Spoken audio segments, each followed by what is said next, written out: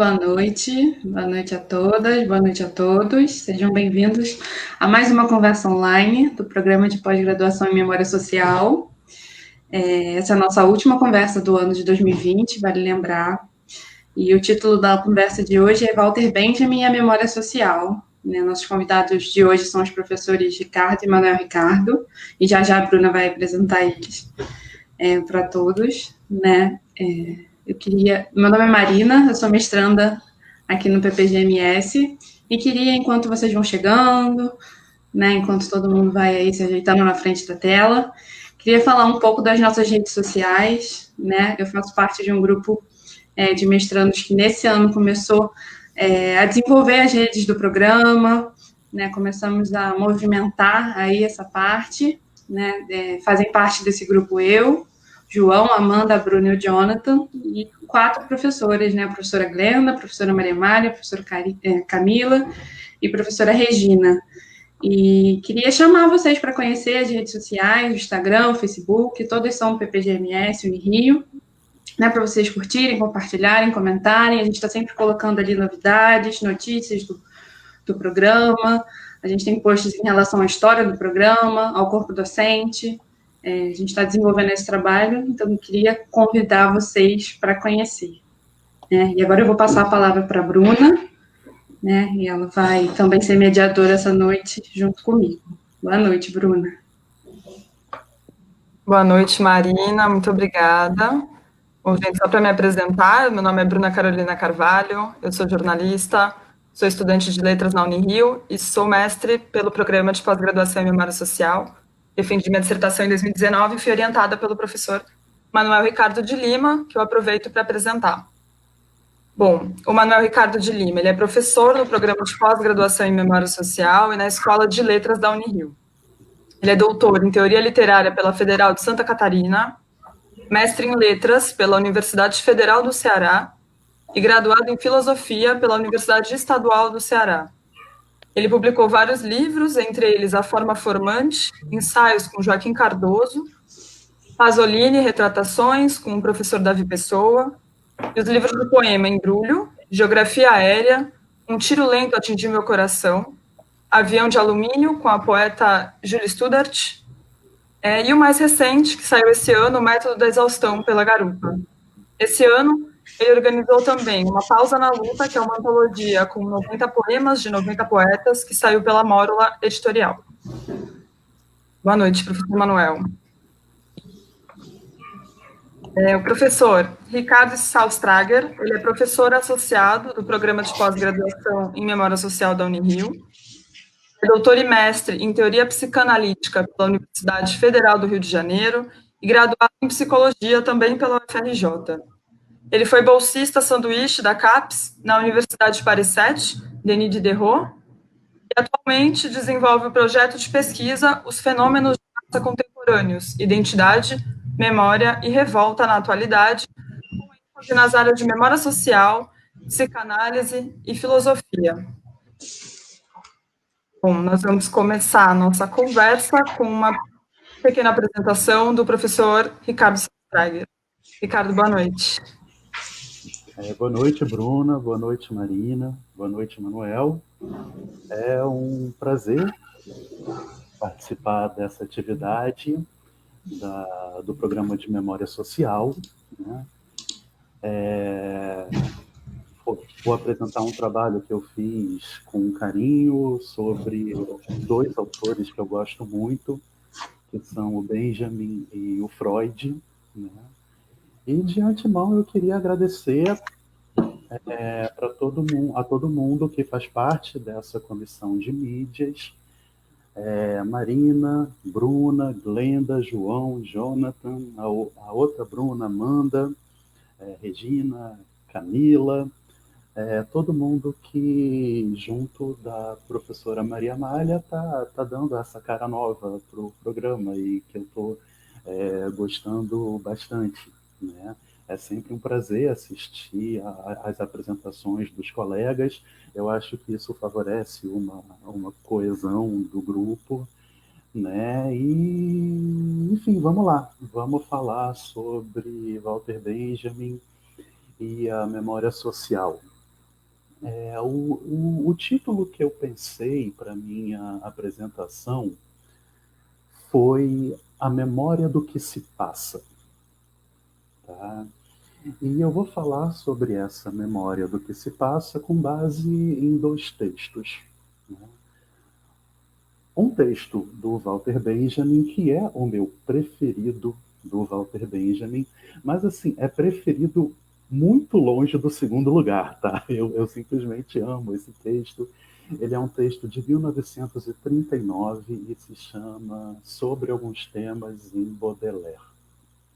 E eu também vou usar um texto do Freud, que não é o meu preferido do Freud, mas está no meu top 5 do Freud, com toda certeza.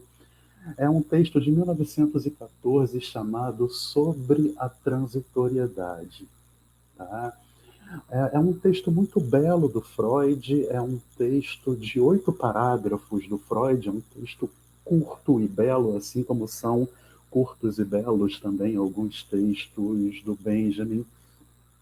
E eu pensei nessa junção entre o Sobre Alguns Temas e Baudelaire e sobre a transitoriedade do Freud, a partir de uma aula que eu dei na Memória Social e que eu publiquei essa aula no YouTube sobre Walter Benjamin. E aí o Herbert, um aluno meu da UF, colega da Marina, ele falou assim, pô, esse pensamento do Benjamin tem tudo a ver com sobre a transitoriedade do Freud. E a gente ficou conversando sobre isso, e surgiu essa ideia de trazer esses dois textos à tona para a gente ter essa conversa. Tá? Quando eu falo que eu vou trabalhar sobre a memória do que se passa, né, o que é essa memória do que se passa?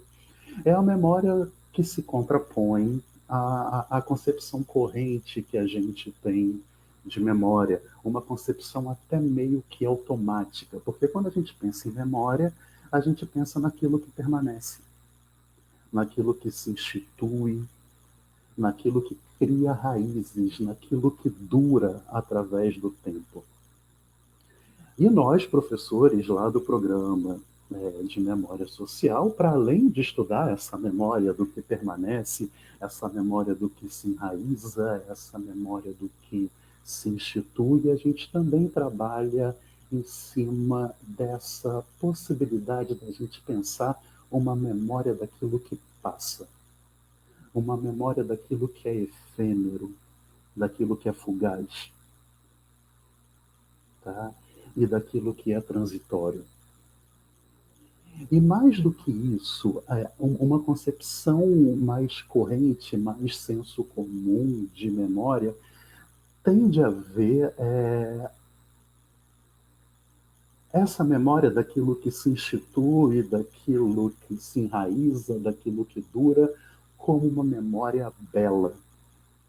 Enquanto aquilo que passa, aquilo que é transitório, aquilo que se transforma, é algo que a gente geralmente não vê com tanta beleza, ou então como algo menos belo do que aquilo que dura. Por exemplo, é comum a gente ver as famílias de antigamente, com todas as suas tradições, aquele casamento de um homem e de uma mulher que se casavam com 13, 14, 15 anos, ela às vezes até com 13, ele um pouco mais velho, e que ficavam juntos até que a morte os separasse, com filhos, netos, bisnetos. A gente tem de ver essa família como mais bela do que as famílias fugazes da contemporaneidade. Famílias que duram até quando o amor dura.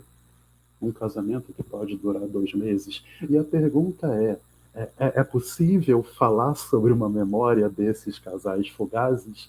E a segunda pergunta, por que esses casais são menos belos do que aqueles de antigamente? É isso que Benjamin está tratando e é isso que o Freud está tratando. Né? A gente tende a ver a tradição como bela e o efêmero contemporâneo como não tão belo. Então, são essas as duas ideias que eu queria discutir com vocês. Primeiro, sobre a possibilidade da gente pensar essa memória do transitório, e segundo, a gente tentar vislumbrar a beleza disso que é transitório. E tanto Benjamin quanto Freud falam sobre essa beleza, certo? Sobre a transitoriedade, já falei, um texto pequeno do Freud de 1914, 8 parágrafos, no qual, logo no primeiro, ele conta sobre um passeio que ele estava fazendo com um poeta, né? E eles vendo a natureza, a beleza dos Alpes austríacos, o amigo dele vira e fala assim, pô, é uma pena que essa beleza toda vai se perder no inverno. E o Freud fala assim, não, isso só é tão belo no verão porque existe o inverno. A gente só, se essa paisagem fosse bela o ano inteiro, se o ano inteiro fosse de verão, se o verão durasse, se essas árvores ficassem floridas o ano inteiro, elas não seriam tão belas agora. Ou seja, é só porque tudo isso é destruído no inverno que fica tão bonito no verão. Tá? E o Freud, ele vai conversando com esse amigo sobre a transitoriedade das coisas, ele acaba que ele não convence esse amigo de nada, né? Mas ele se mantém firme porque ele contrapõe o pensamento dele ao pensamento desse poeta, né? Porque para esse poeta as coisas elas ficam despojadas do seu valor por elas estarem sujeitas à transitoriedade, né? E para esse amigo só é belo aquilo que persiste e que pode assim escapar à destruição, né? E o Freud vai falar justamente o contrário. O que é transitório não é menos valoroso só porque é transitório. E é justamente a limitação que a gente tem de usufruir das coisas é que aumenta cada vez mais o valor desse usufruto. Ou seja, se a gente pudesse usufruir o tempo inteiro dessa natureza e da beleza dessa natureza, ela não seria tão bela, né? E isso me lembra muito uma cena que eu passei com a minha mãe, e eu gosto de ficar explicando Freud para minha mãe. Um dia a gente estava andando na praia de Copacabana, tem muito tempo isso, deve ter uns 6, 7 anos, e estava um calor infernal, era 11 horas da manhã, e a gente andando, e o sol batendo na nossa cabeça. E aí, quando a gente chega na altura do posto 2, onde tem muito coqueiro, né, a gente passa a andar embaixo da sombra, e a minha mãe vira e fala para mim o seguinte, nossa, seria tão bom se o caminho todo fosse assim, né? E aí eu falei, não, mãe, a gente, isso só está tão gostoso porque antes não era, né? É só porque a gente andou o tempo todo embaixo do sol que a sombra parece tão gostosa. E aí eu expliquei para ela sobre a transitoriedade das coisas, ela ficou encantada com tudo isso, né? E é uma coisa interessante, porque aconteceram 3 momentos aí. Um momento em que a gente andava debaixo do sol, e que foi um momento que durou bastante, um momento que a gente andou embaixo da sombra e que durou bastante, e um momento em que a gente sai do sol e entra na sombra. Esse momento da passagem é que foi justamente o mais prazeroso para nós dois. Né? Esse momento fugaz, esse momento que durou apenas 1 ou 2 segundos, que a gente saiu do sol e entrou na sombra. Né? Um grande prazer também que eu tenho de assistir no YouTube demolições de esculturas de dominó, né? E eu fiquei sabendo que tem até campeonatos mundiais de demolição de esculturas de dominó, aonde uma equipe de pessoas de um determinado país competindo com outro, tipo num ginásio, numa quadra de basquete, de vôlei imensa, eles ficam uma semana construindo uma escultura de dominó para chegar na hora da competição e darem um peteleco no primeiro dominó e aquilo ir se destruindo, e conforme aquilo vai se destruindo, que dura uns 5, 6 minutos a destruição, aquilo vai formando imagens lindas.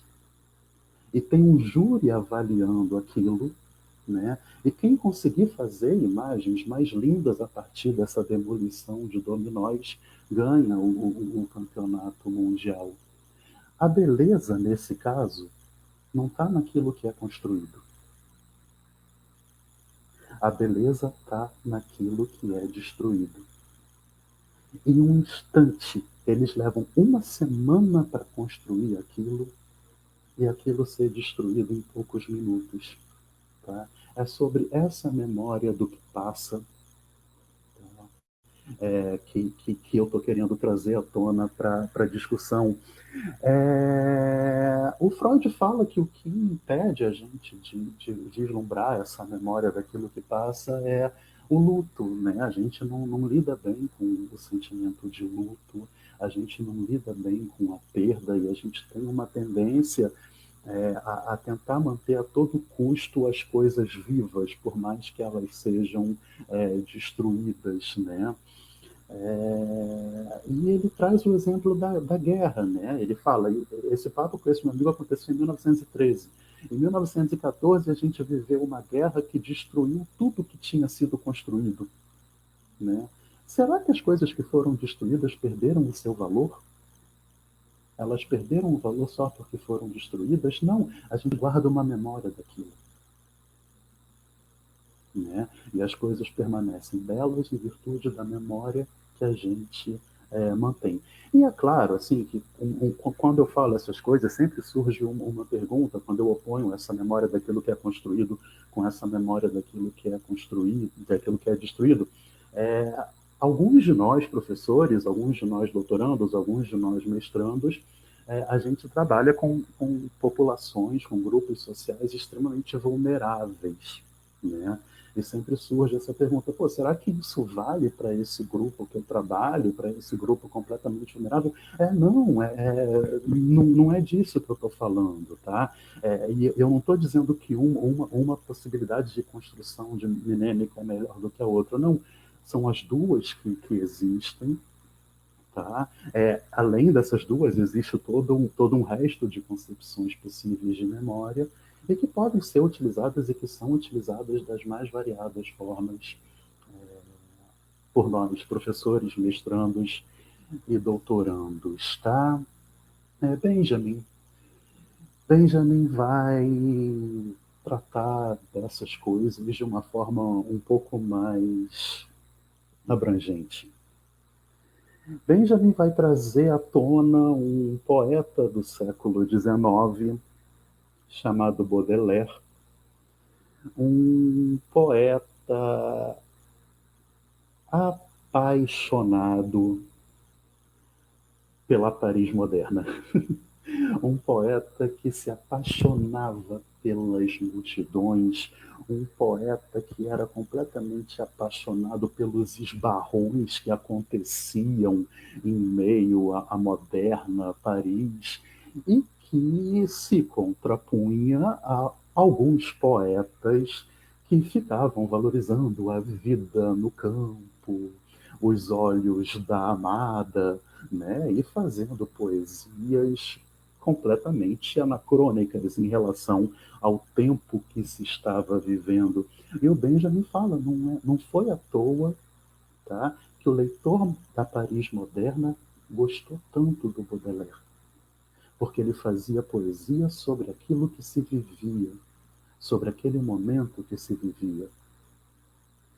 Uma série de pessoas torciam o nariz para a Grande Paris, por valorizar tudo o que a moderna Paris estava destruindo, tá? E o Baudelaire vai simplesmente se jogar no meio dessa multidão e escrever poesia sobre isso, tá? Essa ânsia do Baudelaire se contrapõe a uma postura completamente nostálgica e completamente saudosista daquilo que não existia mais. O mundo que se tinha era aquele.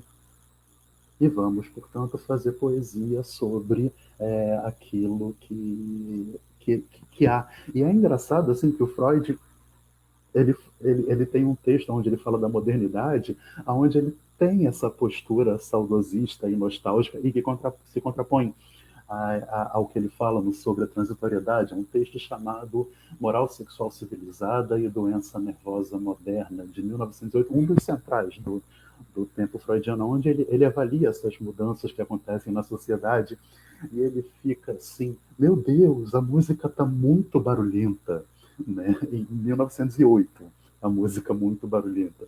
Ele fala assim, se um filho meu vai morar em outro país, eu não tenho nem mais o direito de sentir saudade dele. É só eu pegar um trem que em 5 dias eu tô lá. Né? A gente tem que trabalhar tanto, mas tanto em 1908 que eu não tenho nem mais tempo de dormir meia horinha depois do meu almoço. Né? E a gente pode aproveitar e contrapor esse início dessas construções das grandes cidades com o que havia antes, com 2020 e o que se viveu no século XX, claro, né? Mas, enfim, a modernidade para o Baudelaire é sobrecarregada de informações, é sobrecarregada de choques. E o Benjamin fala que o moderno é aquele que conseguiu se libertar de todo o passado, de todos os ensinamentos, de toda a tradição, de toda a experiência adquirida para se entregar aos esbarrões da multidão. Tem leitores de Benjamin que falam que ele não foi tão radical assim, tá? E eu acho que isso é da interpretação de cada um, mas eu gosto de tomar essa visão nessa radicalidade para a gente poder ver até onde ela pode levar a gente, né? Ser moderno é submergir as mais variadas vivências de choque e produzir algo a partir delas. Trouxe um poema, né, que Marina vai passar para vocês na tela, um poema do Baudelaire chamado A Uma Passante, que o Benjamin analisa nesse ensaio sobre alguns temas em Baudelaire. Tá? Eu acredito que vocês já estejam vendo, né? O poema A Uma Passante. A rua em torno era um frenético alarido, toda de luto, alta e sutil, dor majestosa. Uma mulher passou com sua mão suntuosa, erguendo e sacudindo a barra do vestido.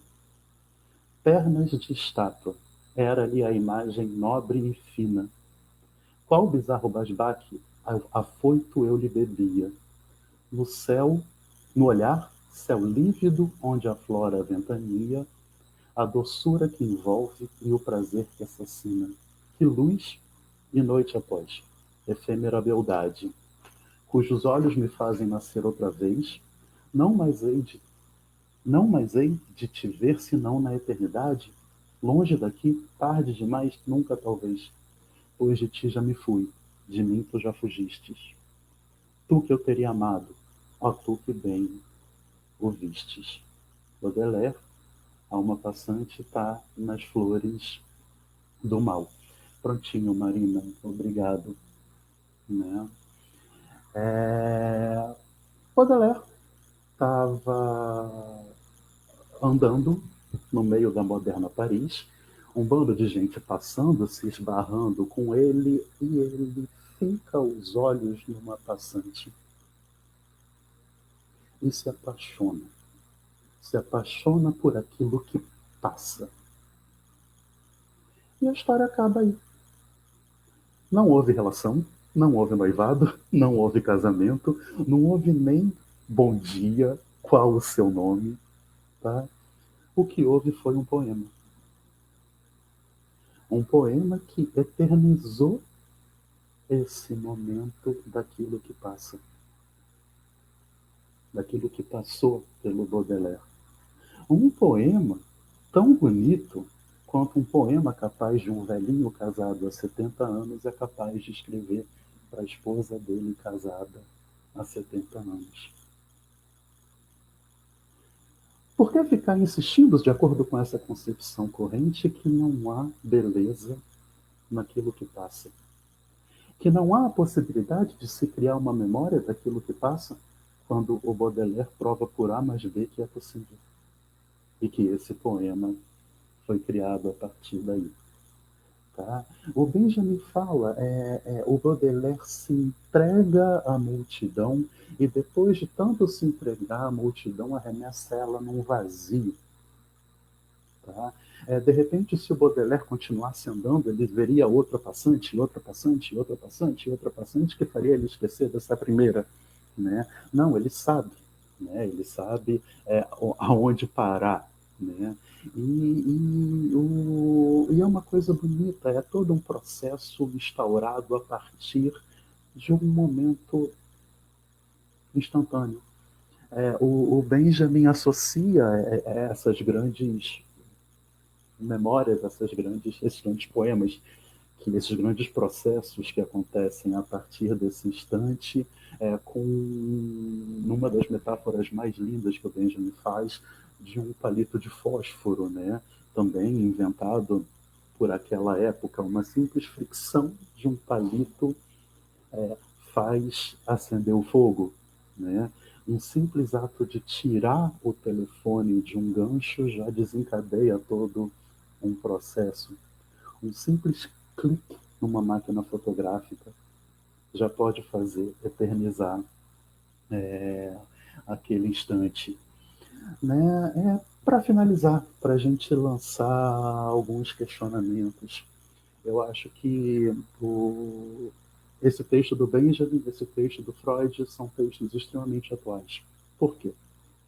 Porque 2020, sociedade contemporânea, é justamente essa sociedade marcada por coisas que passam, por coisas efêmeras, por coisas transitórias.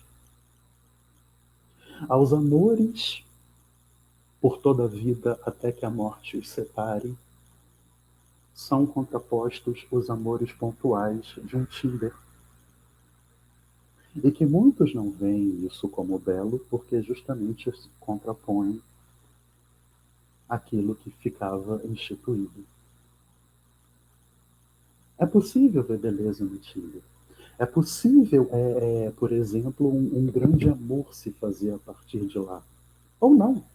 Ou ainda que seja um simples toque de olhar, né? Como o Benjamin, o Baudelaire com a passante era o Tinder de 1850, né?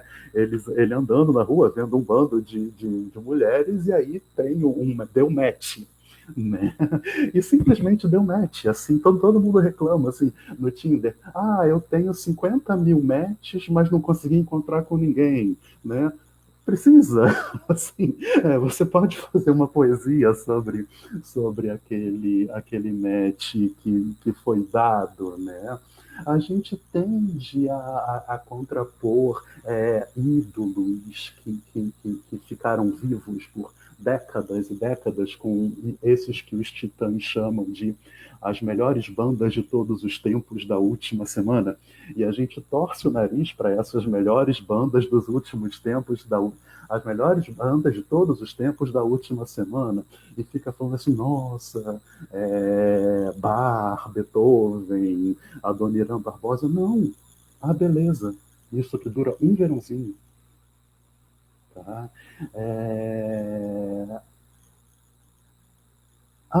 Eu vivo me transformando, eu vivo mudando de um trabalho para o outro, eu fazia jornalismo, mudei para letras, tudo isso contraposto àquelas pessoas que nasciam, sei lá, psicólogos, viviam psicólogos e morriam psicólogos. Pô, de repente é muito mais bacana a gente ser jornalista, virar letras, ir para artes, do que passar uma vida inteira numa mesma posição, né?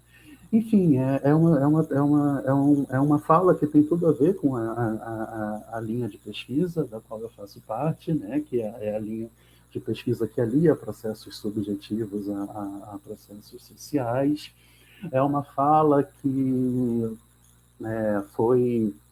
Alguns pontos já foram passados para o Manuel, né? Para ele falar agora sobre o que ele preparou, né? Enfim, que traz vários questionamentos, várias questões e que mostram um pouco. Essa é uma das coisas que eu venho trabalhando lá no PPGMS, tá? Obrigado, tá? Foi um prazer.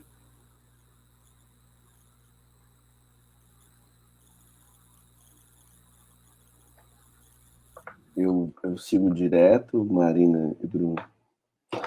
Bom, então, eu não tenho assim essa capacidade do Ricardo de conseguir organizar o pensamento falando e de um modo tão generoso, né, com quem o ouve. Eu tenho que preparar um texto, porque senão eu fico no mesmo assunto muito tempo. Então, quero agradecer imensamente, né? Eu acho que a ideia da Glenda, a professora Glenda Valim, em compor essa articulação junto com a professora Maria Amália, a professora Regina Abreu, né? Que agora as duas últimas são as coordenadoras, né, do programa, doutorado e mestrado. Aos demais colegas, eu vi que alguns estão aí, né? Pessoas que eu gosto muito, como o Javier, como André. Francisco mandou aqui um WhatsApp que não está conseguindo se fazer presente, mas está presente, está vendo a gente, viu, Ricardo? E agradecer também imensamente, né, ao Ricardo por essa parceria, assim, que foi uma alegria quando vi que seríamos os dois aqui para conversar um pouquinho em torno do Benjamin.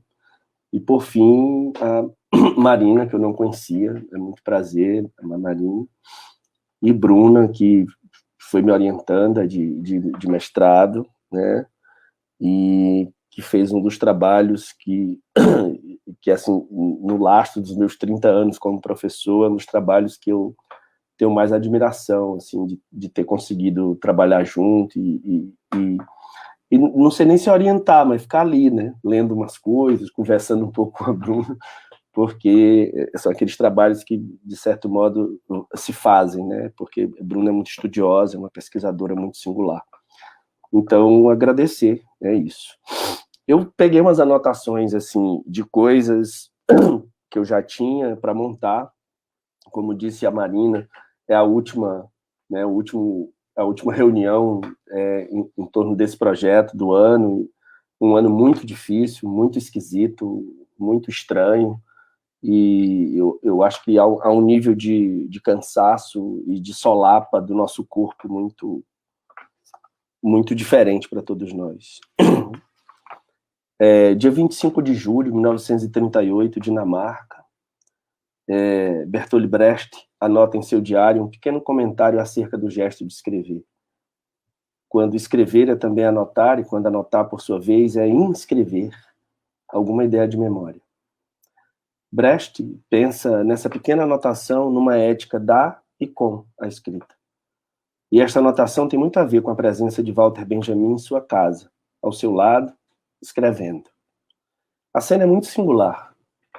Dois amigos escrevem juntos, recuperando a imagem de uma oficina de imaginação crítica, que pode ser lida e vista tal como a que foi reelaborada por Mário Faustino, poeta brasileiro, piauiense, viveu no Pará, viveu no Rio, morreu num acidente aéreo aos 31 anos de idade. Alguns anos depois, em 58, quer dizer, exatamente 28 anos depois, quando Mário Faustino anota que numa hora de trégua, sem a pretensão da novidade, dois poetas dispõem-se um ao outro para esclarecer, mover e trocar experiências.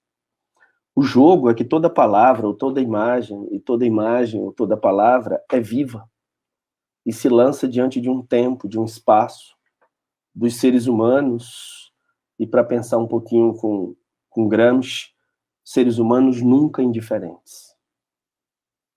Daí que Gramsci diga textualmente, né, eu odeio os indiferentes.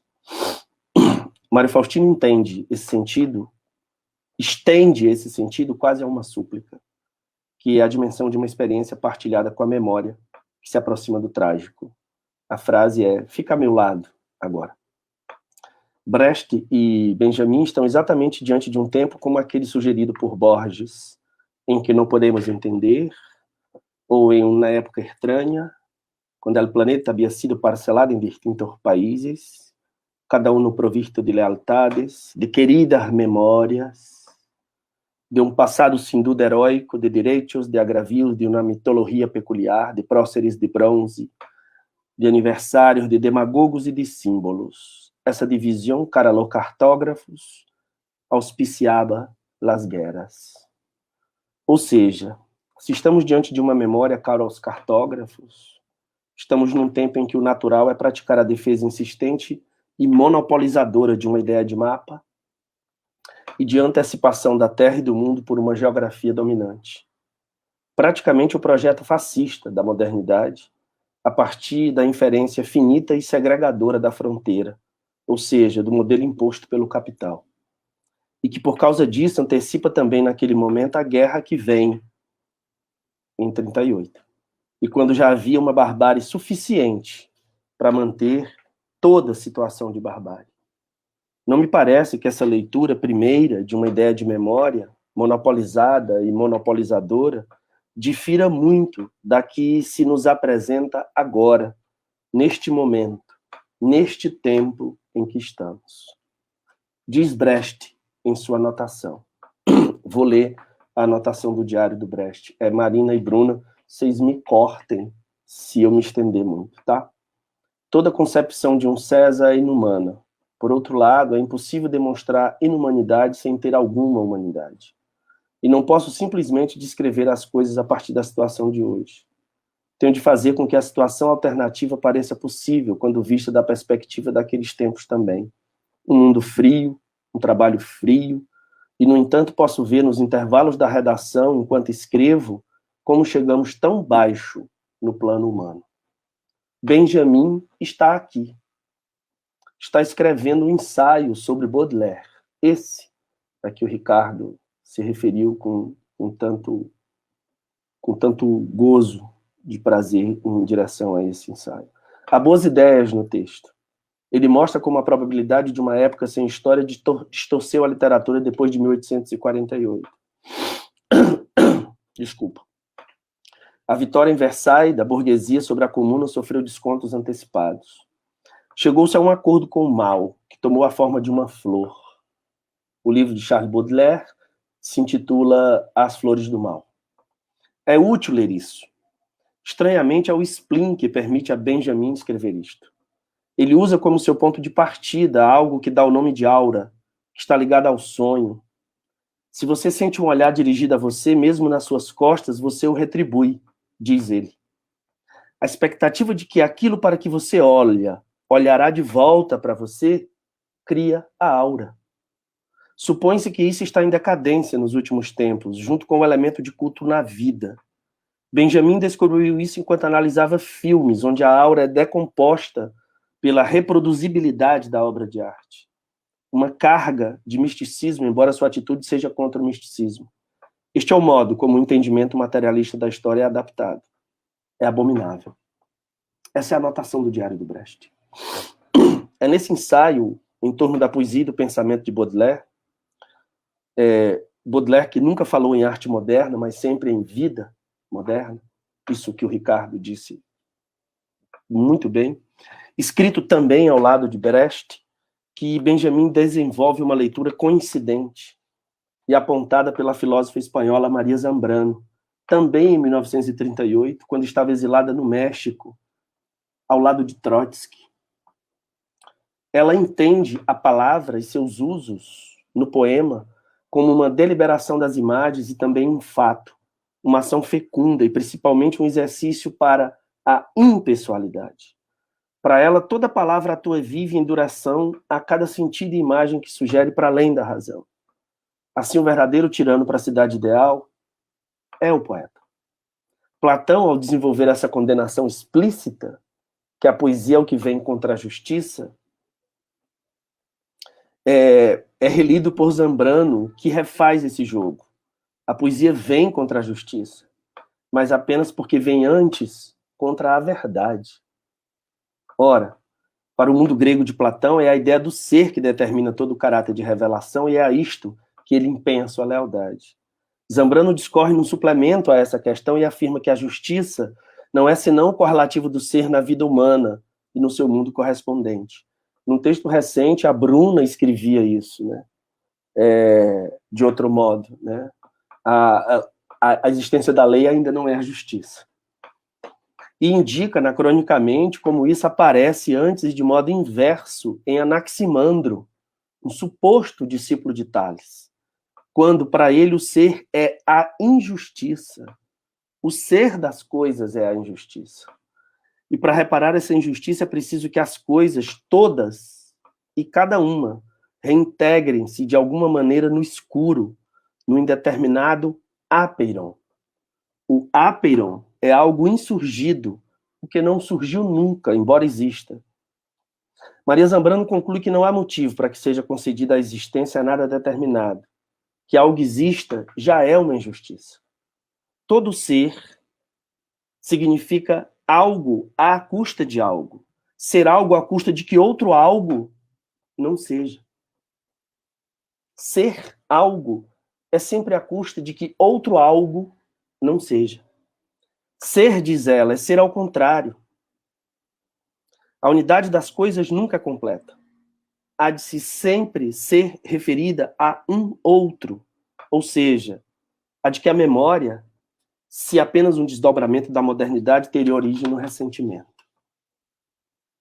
E Benjamin lê esse ressentimento principalmente nas figurações do Flaner, que comparecem anotados sob o olhar de Baudelaire diante de uma paisagem já sem medida humana, porque ele nos lembra, toda Flanerie é noturna, violenta, desesperada e ressentida, uma ilusão da vida.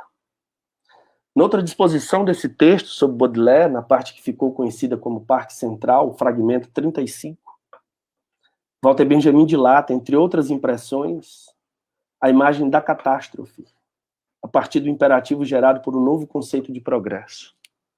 Ele diz que deve-se fundar o conceito de progresso na ideia da catástrofe. Que tudo continue assim. Isto é a catástrofe. Ela não é sempre iminente, mas sim o sempre dado. O pensamento de Strindberg, o inferno não é nada a nos acontecer, mas sim esta vida aqui. Esse pequeno fragmento é do Benjamin. Strindberg foi um dos escritores favoritos de Kafka. Ao impor o inferno como esta vida aqui, Benjamin termina por sugerir como o jovem Franz Kafka, Benjamin, um leitor atento de Kafka, a construção de um Luftmensch, ou seja, aquilo que o Kafka faz a partir do inseto, o único animal imprestável para o sacrifício.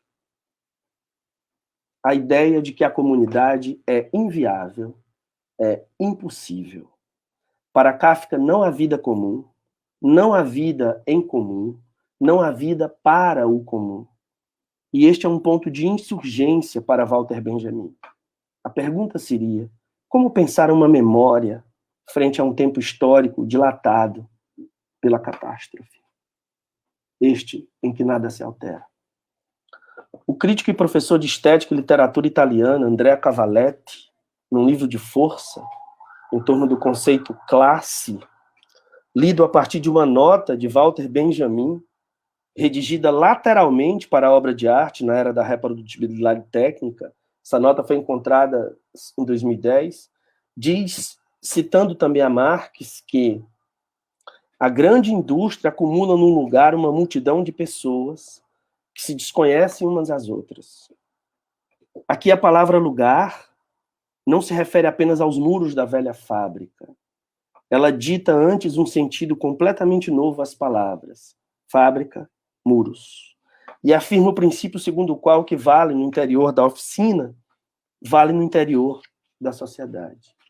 A fórmula de Marx, poder-se arriscar, encontrou no conceito de diagrama abstrato a sua interpretação mais rigorosa. O ponto de inferência dessa leitura de Cavalete reabre o sentido e a ideia de lugar como uma disseminação de memórias fabricadas, daquilo que se projeta numa linha limite entre a multidão e a coletividade. Ou, de outro modo, a massa e a classe. São as leituras que Benjamin desenvolve, por exemplo, a partir de Gustave Le Bon, que escreveu A Psicologia das Multidões, publicado pela primeira vez em 1895, quando Le Bon diz que não é fácil descrever a multidão, pois a sua organização tem variantes que vão da raça e da composição das coletividades até a natureza e estímulos a que se submetem. Le Bon diz ainda que se tem aí uma dificuldade que se estende também ao estudo psicológico de um ser qualquer. Um agravante é o princípio de poder invencível que se manifesta nos indivíduos inseridos na multidão, por causa da seção a instintos que alguém sozinho certamente refrearia. Ampliar, por exemplo, as relações de sentido entre catástrofe e memória. A multidão é irresponsável, anônima, e assim tudo que advém dela é difícil de ser detido. Ela incorre e impõe uma contaminação mental, uma hipnose, que faz com que um indivíduo altere completamente suas posturas, comportamentos, tomadas de posição, muitas vezes quando é levada a capacidades e ações sobre as quais antes nem havia pensado. Benjamin, na referida nota ao ensaio de 36, a obra de arte, expande essa dissensão de Le Bon e a reconfigura, porque entende que a massa, a multidão, a que este se refere, impenetrável e compacta, é a pequena burguesa. O pensador alemão já prenunciara esse apontamento algumas vezes antes disso. Por exemplo, em Experiência e Pobreza, o texto de 33, quando lê a ficção científica de Paul Scherbach, principalmente um livrinho chamado Les Abendio, publicado em 1913, e a pintura de James Ensor, com figuras mascaradas, formando uma massa compacta, invadindo as ruas de Bruxelas durante um carnaval. E agora a apresenta definitivamente quando afirma que a pequena burguesia não é uma classe, mas uma massa, e que o proletariado, ao operar a vida através da solidariedade, pode suprimir a adialética, é um termo só, a adialética contraposição entre indivíduo e massa. Eu vou ler um fragmento da nota só, tá? A nota é grande, eu vou ler um fragmento da nota só essa nota lateral ao ensaio, à obra de arte. A consciência de classe proletária, que é a mais estudada, modifica radicalmente a estrutura da massa proletária. O proletariado dotado de consciência de classe forma uma massa compacta só quando visto de fora, na representação dos seus opressores. No instante em que se inicia a sua luta de libertação, a sua aparente massa compacta já relaxou. Ela deixa de ser dominada pela simples reação. O relaxamento da massa proletária é operado pela solidariedade. Na solidariedade proletária da luta de classe é suprimida a morta e a dialética contraposição entre indivíduo e massa. Para o camarada, ela não existe. Se a massa é assim decisiva também para o guia revolucionário, o líder, o seu maior contributo não consiste em deixar-se levar atrás das massas, mas em deixar-se sempre reabsorver nelas, para continuar a ser, para a massa, um dos 100.000. A massa impenetrável e compacta, objeto da psicologia das massas para Le Bon, é a pequena burguesa. A pequena burguesia não é uma classe. É, na realidade, apenas uma massa. E tanto mais compacta, quanto maior é a pressão a qual é exposta entre as duas classes inimigas da burguesia e do proletariado. Nesta massa, é de fato determinante o momento reativo de que se fala na psicologia social. Assim, as manifestações da massa compacta revelam sempre, em todo caso, um traço de dimensão pânica. Exprima-se nelas o entusiasmo bélico, o ódio contra os judeus ou o instinto de autoconservação. Isso são fragmentos só dessa nota. Essa nota é impressionante. Essa dimensão pânica que Benjamin alude é aquela que Le Bon denominava prestígio, e que faz parte de um fenômeno habitual de todas as estruturas de mercado e consumo da modernidade do capitalismo. Este parasita indômito, que vai desde os produtos mais simples da feira ou do supermercado até principalmente as estruturas simbólicas da cultura, principalmente também a que se entende e se expande como memória, e depois como uma memória social, se controlada sob os ditames de poder. E é daí que advém o fascismo. Exatamente, diz Cavalletti, porque a pequena burguesia, para Benjamin, não é uma classe. E desta não classe é que todo o fascismo produzirá o seu povo, mascarando a pura e simples compreensão nos nomes arcaicos e inseparáveis de comunidade, pátria, trabalho, sangue, chefe. Diz o Cavalletti, a multidão que, segundo Le Bon, adquire uma consciência deformada, mas a seu modo plena, no líder, reparem que tem muito a ver com o que estamos vivendo hoje, no líder prestigioso, não era, na verdade, senão uma massa latente de chefes, ainda não conscientes, mas prontos a emergir. A consciência de classe revolucionária, porém, é uma condição limite. Aqui todo guia se perde na massa e é até duvidoso, porque, segundo Benjamin, é possível que ainda se possa usar esta palavra, consciência, mas é ela que melhor se adequa à mercadoria. Diante de um mundo que gira em torno do dinheiro, que é gerado e gera todo o artefato de sentido a partir do e com o dinheiro, a causa comum passa a ser apenas um leitmotiv perverso dos usos de uma ideia de consciência, o da organização de uma multidão fascista que tende à felicidade desesperada numa sociedade homogênea, logo, na construção, como bem disse o Ricardo, de uma memória social também homogênea, que pode ser figurada, por exemplo, nos contornos vertiginosos, ressentidos, soturnos e violentos do Flaner. Esta ilusão que nos engana a todos, também já apresentada por Benjamin em sua leitura de Charles Baudelaire e o que o Ricardo já traçou. E é este projeto fascista, entre voltas e reviravoltas, uma espécie de sem saídas, que o poeta e cineasta italiano Pier Paolo Pasolini, por exemplo, ao levar o pensamento de Walter Benjamin às sérias consequências em suas atividades políticas, denuncia o tempo inteiro tomando como referência a sua Italieta, quando para ele, sem exceção, todos se conformam e querem as mesmas coisas e se comportam da mesma maneira. Na sua última entrevista, tem uns 5 minutos, né, Marina? Vai dar tempo. Só falta uma página. Na sua última entrevista, concedida a Fúrio Colombo, numa tarde de 1º de novembro de 1975, entre 16 e 18 horas, um pouco antes de ser assassinado, nesse mesmo dia, à noite, Pasolini conclui: talvez eu esteja enganado, mas continua afirmando que estamos todos em perigo. Tanto que no dia 8 de novembro daquele ano, a entrevista é publicada com esse título preciso: Siamo tutti in pericolo. Seu questionamento mais severo e radical parte da afirmativa de que há uma ilusão violenta que vem da multidão, da escola, da televisão, da placidez dos jornais e do que toma como conservadores de uma ordem terrível, numa busca incessante por poder. Qualquer poder, os quais sempre se baseiam nas ideias de posse e destruição, ou às avessas numa série dos inevitáveis contragolpes de uma luta mais geral, mas também por poder. Pasolini era contra qualquer poder. Como escapar à ideia de que um acontecimento só é quando se torna uma notícia elaborada, montada e titulada? Como desmontar e enganar essa fábrica de memórias constituídas em linha de montagem? Como desmontar e enganar esse mapa de memórias? Como escapar e criar uma esquiva, por exemplo, ágil e deliberada, de que aquilo que se instala no corpo, como as ideias de memória e de matéria, nosso limite com a linguagem, só tem existência se pode ser dito, se pode ser falado, se há para isso uma palavra, aquilo que engendraria alguma imagem, o que tomamos como real. Tanto que as primeiras leituras, sempre imediatas, tratam o que se instala no corpo como tema.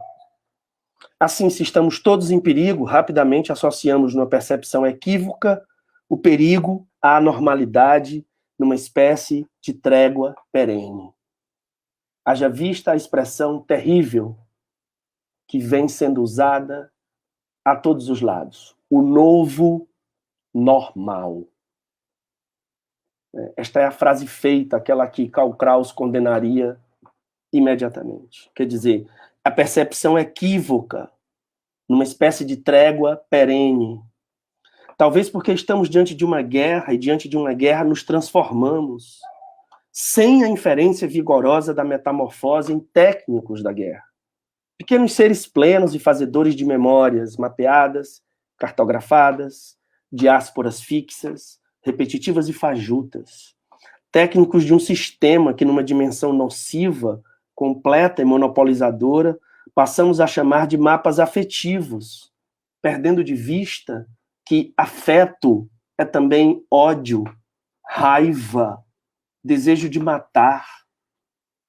Transformar a palavra afeto apenas numa dimensão terna, carinhosa, é retirar do termo a sua oscilação de sentido. O termo é também violento. É transformar o termo em uma perspectiva adialética, conformada. Isso é outro contrassenso, mas é a oscilação dessa imagem que funda a modernidade para um desenvolvimento de uma memória social muitas vezes mímica e unânime, a que impede o corpo de qualquer possibilidade de avanço com alguma experiência. E Pasolini, com força, leitor de Benjamin, e numa tomada de posição radical, imagina ou questiona acerca do que ainda pode engendrar um pensamento com o corpo. Diz ele que é como quando chove e os bueiros estão entupidos. A água sobe, uma água inocente de chuva, que não tem a violência do mar, nem a crueldade da correnteza de um rio. Entretanto, por uma razão qualquer, ela não desce, mas sobe. Vejamos como é que se desentope esse maldito tanque antes que acabemos todos afogados. Era isso, gente. Muito obrigado, Marina, Bruna, Ricardo. Obrigada, Manuel. Obrigada, Ricardo. É muito interessante escutar as apresentações de vocês e ver que tem ponto de aproximação que é contra uma memória fixa, né? A ideia de uma memória social que seja fixadora, que nós podemos, enfim, inferir a memória e buscar uma compreensão da memória pelo efêmero, como propôs o Ricardo ali na leitura de Alma Passante, né? Exatamente por esse efêmero, por esse transitório, e também pensar, por outro lado, ou pelo mesmo lado, que uma memória fixa, ela sempre se refere ao poder. Toda vez que fixamos uma memória, ela nunca é desinteressada, e eu acho que a apresentação do professor Manuel Ricardo passa por esse ponto, né? Acho que uma memória, quando é fixa, tende a um desejo de poder, que é o mapa, a cartografia, a fronteira, a delimitação do poder, e acho que é bastante sintomático o que a gente vive hoje. Enfim, eu anotei algumas coisas, mas eu tinha uma pergunta para fazer para vocês, até anterior à escuta das apresentações, que é pensar o Walter Benjamin como um pensador que ele não respeita as linhas disciplinares com tanta rigidez, né? Ele tem objetos de estudo e de pesquisa e de análise dos mais variados, né? Desde brinquedos até, enfim, o barroco alemão, né? O romantismo, Baudelaire, enfim. Ele tem uma série de objetos a que ele vai se deparar e vai se debruçar sobre, e também uma predileção por gêneros de escrita que sejam fragmentários, como ensaio, como fragmentos mesmo, se a gente pegar a Rua de Mão Única, né? São pequenos fragmentos de pensamento ali soltos. E pensando no campo da memória social como um campo que se pretende interdisciplinar, se pretende também um campo que faça conversar diferentes objetos sobre diferentes perspectivas, né? A gente tem na memória social, na Unirio, 4 linhas, que é subjetividade, espaço, linguagem e patrimônio, né? Se não me engano, isso, patrimônio. São as 4 linhas, ou seja, que é uma intenção de fazer conversar diferentes áreas, pensar essa memória como algo que está entre os espaços, não está nos espaços interiormente, mas está sempre nesse limiar. E também sobre essa entrada de uma escrita um pouco mais livre, que a academia ela ainda é muito rígida no seu, enfim, na sua forma de fazer o pensamento circular, e como vocês enxergam isso, enfim, se há alguma abertura, se vocês sentem alguma abertura, porque o ensaio, por muito tempo, nas ciências humanas, ele foi defenestrado como um gênero menor, um gênero ausente de rigor, né? E aos poucos a gente vê voltar, tanto que o Benjamin também a gente vê mais recentemente com uma força maior dentro da academia, e também desses gêneros mais híbridos, mais soltos. Eu queria um pouco que vocês conversassem sobre isso, enfim, e dialogassem também sobre a fala de vocês. Muito obrigada. Você quer começar, Manuel? Não, Ricardo, você, por favor, eu acabei de falar, você falou antes. Obrigado pelas considerações, Bruno. Eu acho que você tocou em questões importantes.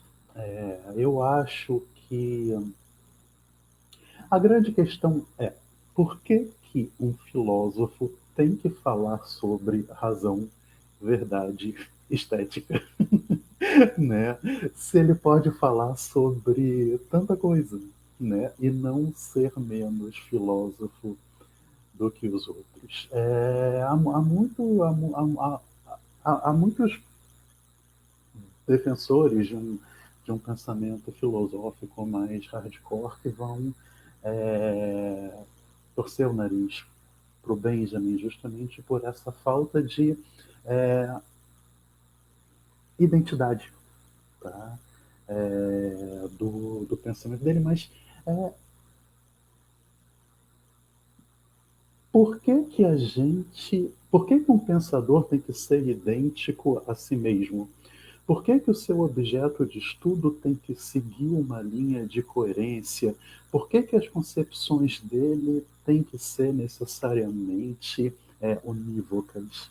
Eu acho que a gente tem assim como eu falei, que a gente tem uma tendência secular de valorizar aquilo que permanece e não ver tanta beleza naquilo que passa. A gente vive num mundo onde, desde Platão, a gente se vê sem nem questionar, valorizando por demais o conceito de identidade, tá? E colocando sempre para segundo termo a questão das diferenças, do quanto que as coisas podem ser diferentes e mais, do quanto que uma pessoa pode ser diferente de si mesmo ao longo da sua vida. Eu acho que o Benjamin é um exemplo disso. E sobre essa escrita fragmentária dele que você trouxe, eu acho que ele tem uma certa familiaridade nesse ponto com o Freud, com o Ferenczi, que é um outro psicanalista que eu gosto muito, né, que algumas pesquisas, inclusive, são feitas lá na Memória Social, tanto pela Jo professora, quanto por orientandos dela. Eu acho que quando você fala que a escrita do Benjamin é fragmentária, eu acho que você eu falei assim, tá faltando ela falar alguma coisa, porque é mais do que fragmentária. Ela é fragmentária e, por ser fragmentária, faz a nossa cabeça ir a mil quando a gente lê um texto do Benjamin, justamente porque ele não fica explicando educando, ele não valoriza essa compreensão, ele valoriza, na minha fantasia, né, eu acho que ele valoriza aquilo que é o texto como um pretexto para a gente pensar. Eu me lembro de uma vez que eu fui cair na besteira de ler um texto do Benjamin antes de dormir, e eu não consegui dormir. A minha cabeça foi a mil, pensando em tudo que o texto poderia dizer, enquanto que se eu pegasse um texto mais coerente, mais rígido, eu de repente não pensaria tanto como o texto do Benjamin me fez pensar. Tá?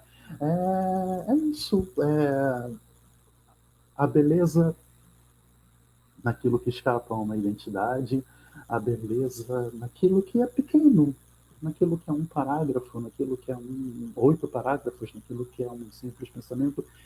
E isso faz a gente pensar e talvez não ficar repetindo a maneira um pouco mais, um pouco menos doutrinatória, né? Aquilo que a gente leu. Então, eu pensei isso a partir do que você trouxe. Manuel? Eu acho que é isso. Tem um texto, Bruna, do Benjamin, que você conhece, que é o Estaleiro, né? Que está no Rua de Mão Única, e que nesse pequeno texto ele apresenta essa síntese, né?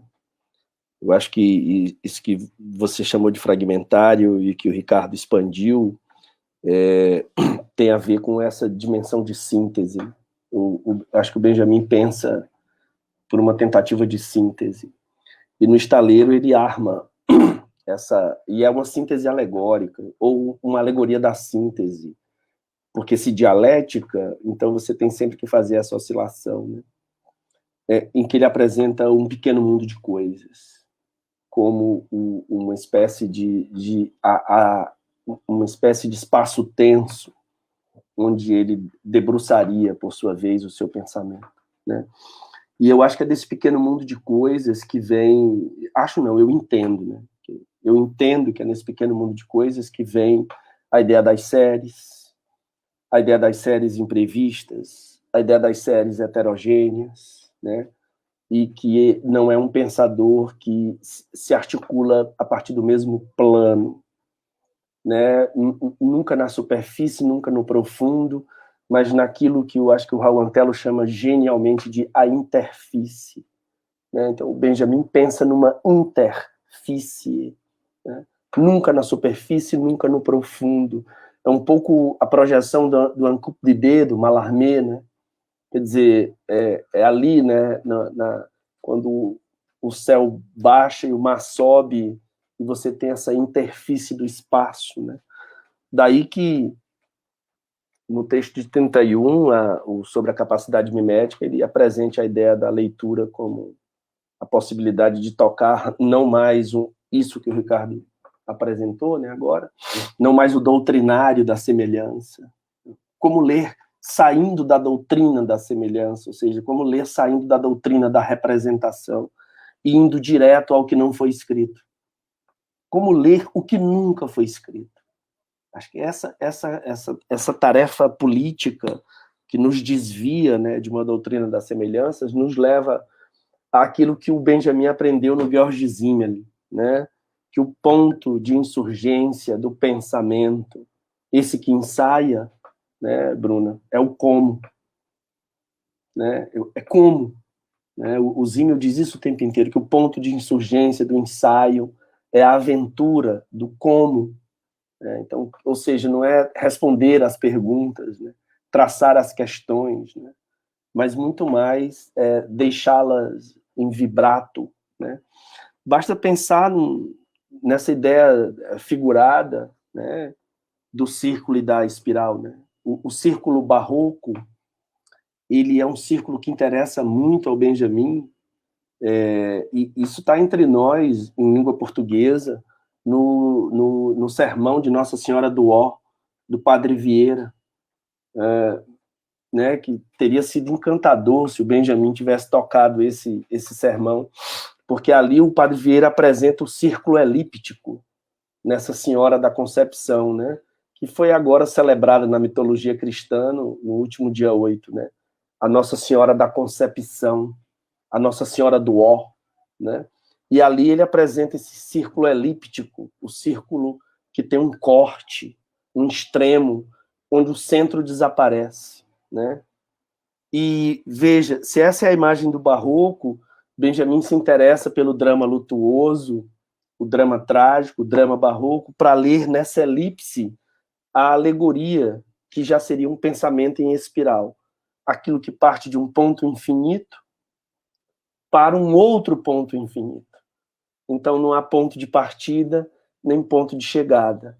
Não há ponto de começo, nem ponto de termo, né? Então isso é incrível. E é difícil para uma estrutura doutrinária escolar, né, como disciplinar, para usar esse termo militar, né, que é o da disciplina, disciplinatório, né, que é você imaginar um filósofo que não elaborou um sistema, né, quer dizer, então Benjamin, de todos os modos, o enfrentamento é reconfigurar a dialética hegeliana, né? Então, e essa dialética hegeliana, que seria ainda a dialética do círculo, né, que ignora, inclusive, a elipse do círculo barroco, Benjamin a refaz completamente. Daí isso que o Ricardo tinha chamado de a radicalidade do pensamento de Walter Benjamin. É porque é extremamente radical, de fato, né?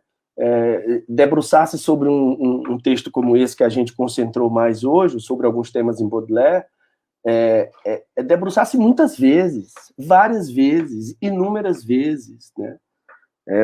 Um pouco entender essa imaginação de como ele formula, né? De como ele, e mais do que ele formula, como ele reformula.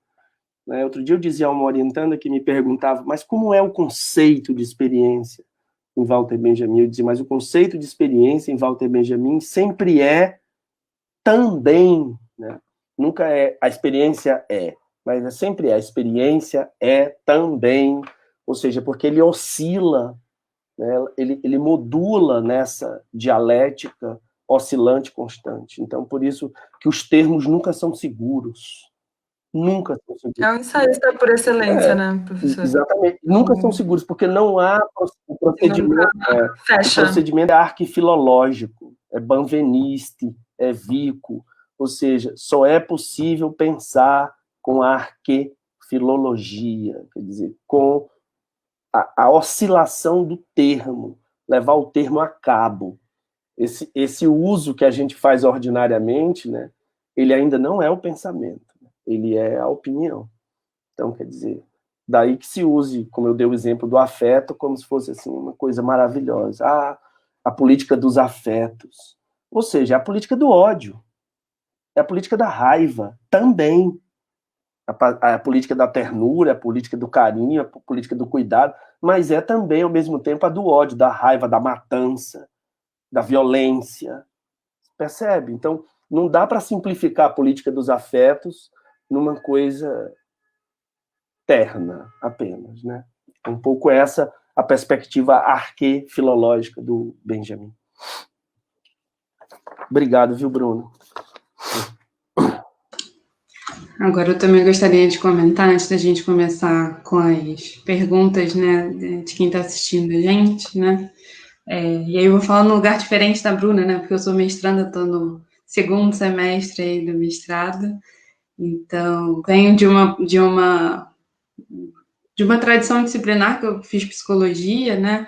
Então, já antes, né, quando a gente lê os textos para entrar no mestrado, já tem um pouco desse embate, né? Dessa coisa que a gente achava que era memória, que era história, essa coisa mais fixa. E até um pouco saudosista também, né? E o que a gente encontra ali nos textos, né? E acho que o encontro é o que mais me marca, assim, de tudo que vocês estão dizendo, né? Mas como isso modifica a gente. E aí Eu ia fazer uma pergunta que eu acho que é até um pouco inocente, né? Não tem uma resposta, né? Mas como a gente escapa disso, né? Como a gente escapa só dessa superfície, é tão natural para a gente. Queria que vocês comentassem também um pouco dessa coisa da internet, da polaridade, né? Que isso fica tão presente e às vezes é difícil da gente escapar, da gente questionar, da gente ver que a gente está ali no meio, né? De uma coisa que a gente não precisa estar, né? Em relação à política, em relação, né?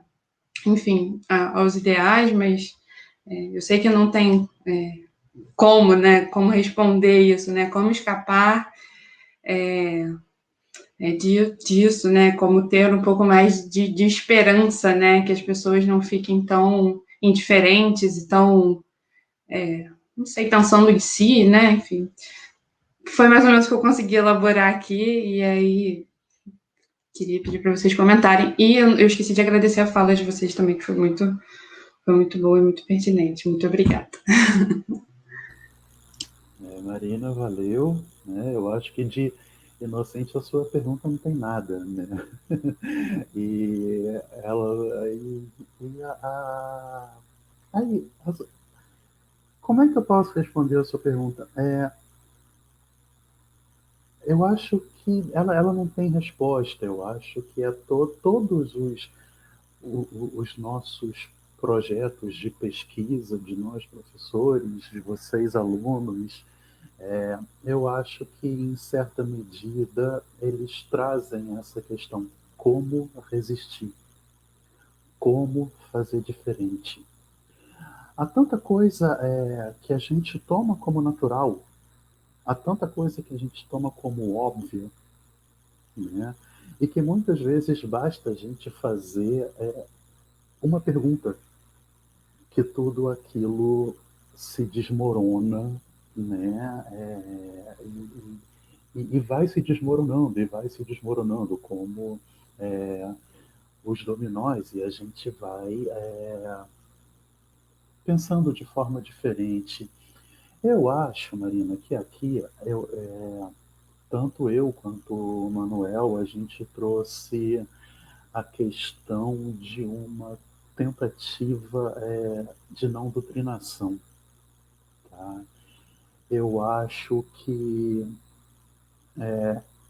nós, professores, vocês, futuros professores, eu acho que se a gente tentar ao máximo, mais do que passar um conteúdo para vocês, ou vocês para os futuros alunos, muito mais do que isso, a gente tentar aguçar um pouco a capacidade de problematização de vocês, e vocês dos próximos, eu acho que essa resistência ela vai poder ir sendo feita, tá? E essa mudança vai poder ir sendo feita. O Foucault, ele coloca o professor como o grande revolucionário, né? Uma revolução possível a partir da figura do professor, desde que ele não caia numa postura de doutrinação, desde que ele estimule e desnaturalize tudo que os alunos pensam que é naturalizado. Tá? Eu acho que um pouco isso. E essas coisas são tão naturalizadas que é capaz da gente sair daqui dessa conversa e pensar de novo como a gente pensava antes, e ter que fazer um novo esforço para pensar diferente. Mas é isso, eu acho que o quanto que a gente poder, o seu projeto é sobre verdade, eu acho que o quanto a gente puder escapar de uma dimensão estrito senso do que é verdade, do que é identidade, do que é a origem de tudo, né? Quanto mais a gente adotar essa postura genealógica, essa postura problematizatória, eu acho que a gente pode ir resistindo. Tá? Manuel?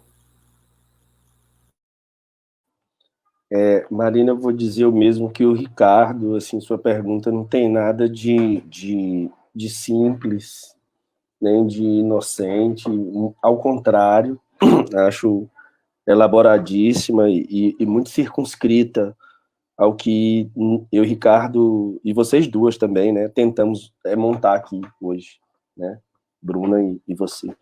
Eu vou retomar rápido, assim, vou tentar fazer uma rápida articulação.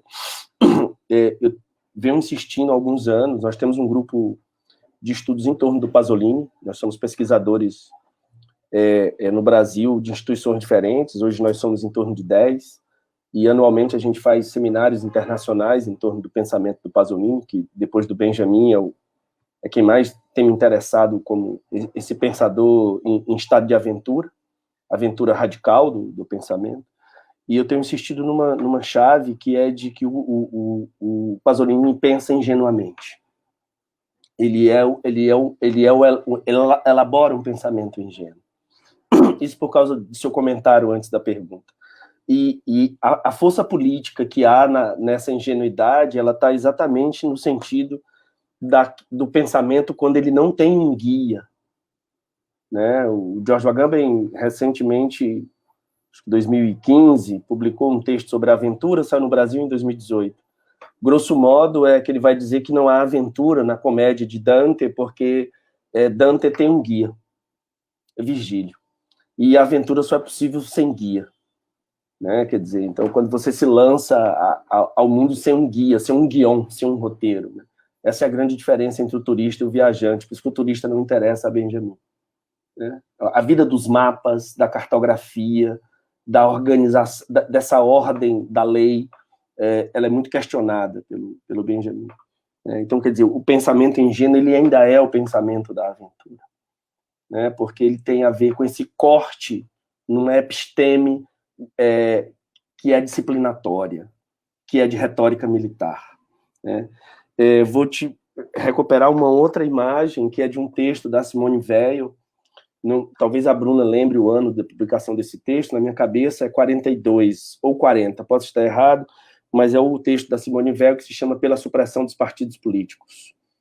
Esse texto foi publicado no Brasil também há uns 4, 5 anos, para você ver, quer dizer, um texto que já tem 70 anos de idade, mas só agora nós traduzimos, e é de uma pensadora que morreu aos 34 anos, em porta de fábrica, greve de operários, greve de fome, por aí vai. Católica e anarquista. Nada mais dialético do que isso, né? Então, quer dizer, nesse texto, ela vai exatamente reclamar o que ela já reclamara num texto anterior, o peso e a gravidade, acerca de uma ideia da atenção, e que a atenção é a atenção que se faz, né? A atenção é a atenção que se faz, quer dizer, a atenção não é isso ou aquilo, a atenção é a atenção que se faz. E, para usar o termo que você usou no final, quer dizer, a esperança é a esperança que se faz, a espera é a espera que fazemos, e ela vai reclamar aí, Marina, exatamente a ideia de que a opinião ela não é ingênua porque ela não é um pensamento. A opinião não engendra um pensamento. Esse mundo que você circunscreveu das redes sociais, das disputas, do não sei o quê, e que está transferido a todos os espaços de convívio que anulam a solidariedade, né? Porque a única possibilidade de uma vida partilhada é a solidariedade, anulam a solidariedade porque não se pode mais debater.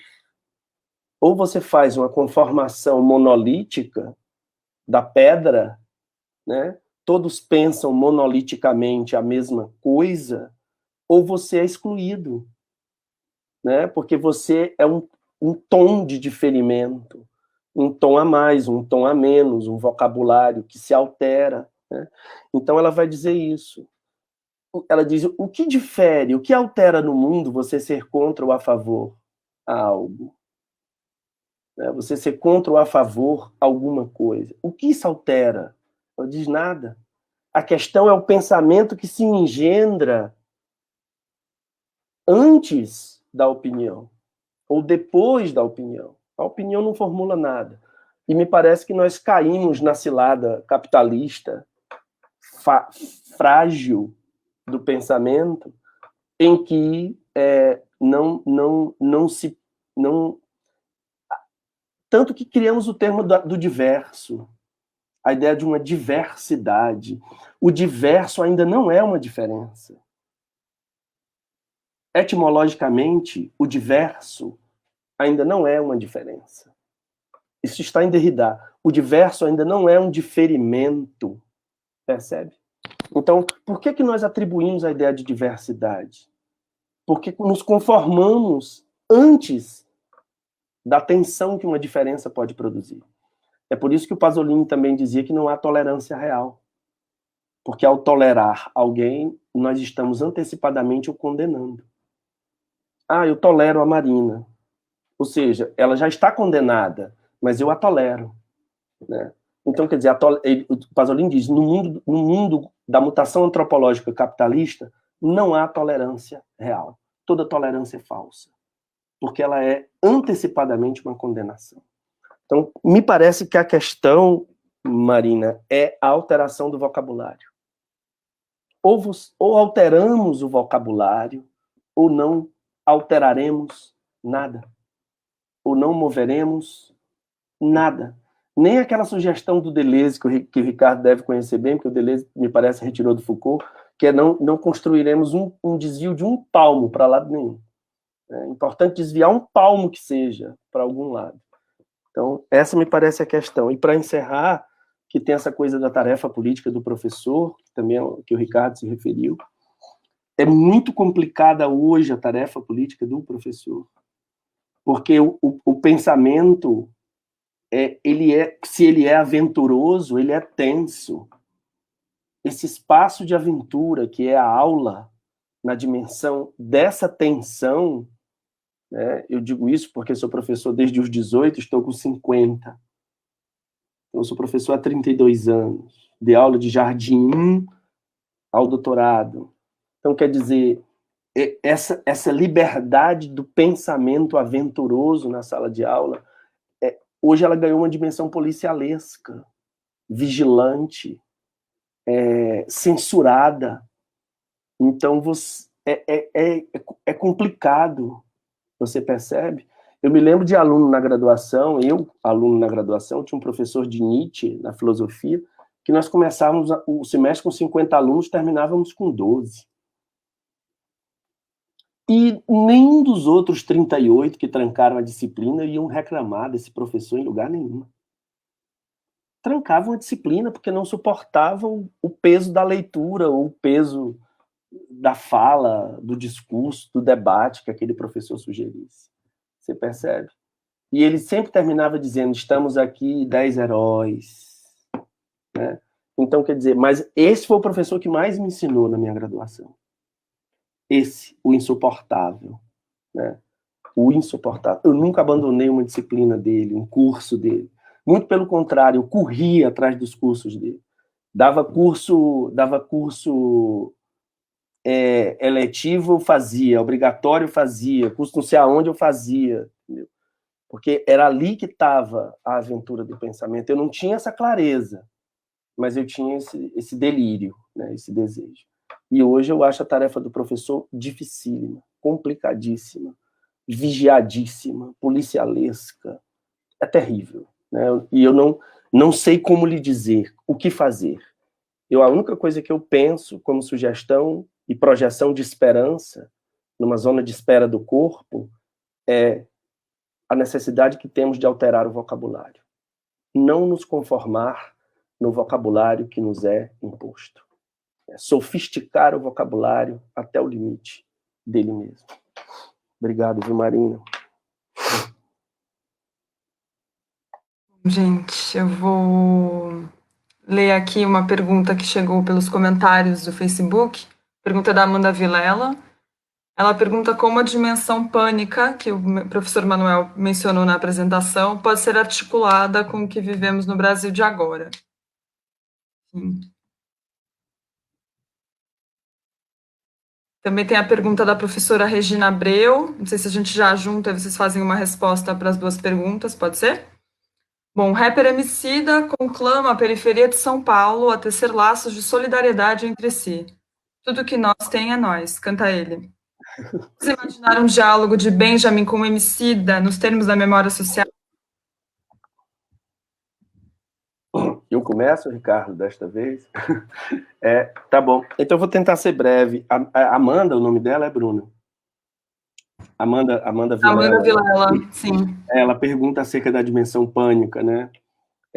Eu acho que eu fiz essa articulação, mesmo assim, en passant, mas a ideia, Amanda, desde o princípio, não só na dimensão pânica, mas principalmente na construção da relação da ideia de massa, principalmente de uma classe média, da massa de classe média, ou seja, aqui Benjamin chamava pequeno burguesa, e que hoje talvez, né, os não leitores de Marx fiquem assim sofrendo quando a gente fala ainda o pequeno burguês, o burguês, enfim, mas, quer dizer, essa classe média que assume essa dimensão de massa e que não é uma classe, né, e que ela não quer perder seus pequenos direitos civis conquistados terrivelmente à solapa daqueles que essa mesma massa passa a oprimir.